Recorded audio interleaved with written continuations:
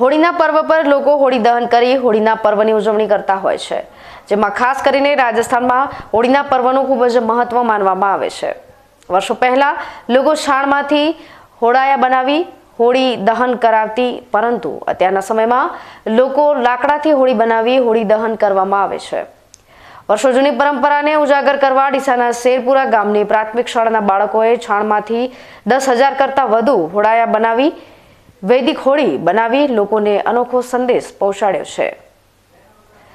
સમગ્ર દેશમાં લોકો હોળીના પર્વની રંગેચંગે ઉજવણી કરતા હોય છે અને વર્ષો પહેલા લોકો છાણામાંથી હોળાયા બનાવી વૈદિક હોળી બનાવી હોળીનું દહન કરવામાં આવતું હતું, પરંતુ આજના સમયમાં લોકોએ તે વર્ષો જૂની પરંપરા ભૂલી અત્યારે લોકો લાકડાની હોળી બનાવી હોળીનું દહન કરતા હોય છે। આજના સમયમાં લોકો હોળીના પર્વ પર લાકડાની ગોળી બનાવી હોળીનું દહન કરતા હોય છે, પરંતુ આ હોળી દહન કરવાથી પર્યાવરણને નુકસાન થાય છે તેમજ લોકોના સ્વાસ્થ્યને પણ હાનિ પહોંચતી હોય છે, કારણ કે લાકડાનું દહન કરવાથી તેમાંથી કાર્બન ડાયોક્સાઇડ ફેલાય છે, જેથી પર્યાવરણ અને લોકોના સ્વાસ્થ્યને ખૂબ જ હાનિ પહોંચતી હોય છે।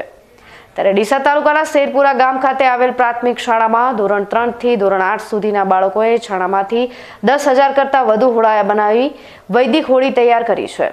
વર્ષો જૂની પરંપરાને આ શાળાના બાળકોએ ફરી ઉજાગર કરી અન્ય લોકોને પણ વૈદિક હોળી કરવા અપીલ કરાઈ છે।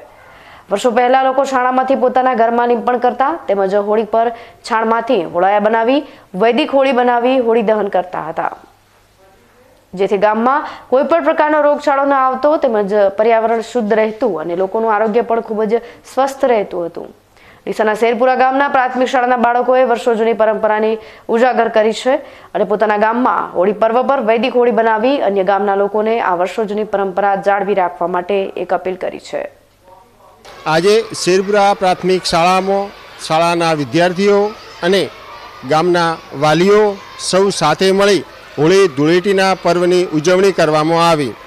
આ ઉજવણીના ભાગરૂપે શાળાના વિદ્યાર્થીઓ પાસેથી ગૌછાણમાંથી બનાવેલા હોળા તૈયાર કરી અને લાવવામાં આવ્યા અને આવતીકાલે હોળી દહનમાં એ હોળાનું દહન કરવામાં આવશે અને જેના લીધે આપણા પર્યાવરણને ખૂબ જ ફાયદો થશે અને વાલીઓને વિદ્યાર્થીઓને એ છાણમાંથી ખૂબ જ ઓક્સિજન મળશે અને ગૌછાણનું જે મહત્ત્વ છે એ પણ વિદ્યાર્થીઓ સમજશે એવી ઉત્તમ ભાવનાથી આજે શેરપુરા પ્રાથમિક શાળાની અંદર હોળી અને ધૂળેટીનો રંગે ચંગે કાર્યક્રમ કરવામાં આવ્યો। અસ્તુ જય હિન્દ।